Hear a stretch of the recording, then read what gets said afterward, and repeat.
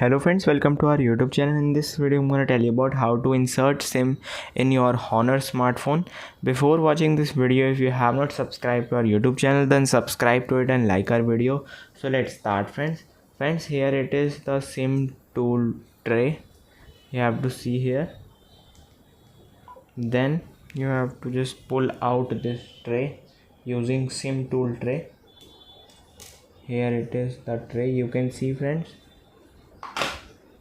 Then you have to take your SIM, and here it is, SIM 1 slot and SIM 2 slot. You have to put your SIM in the SIM 1 slot first.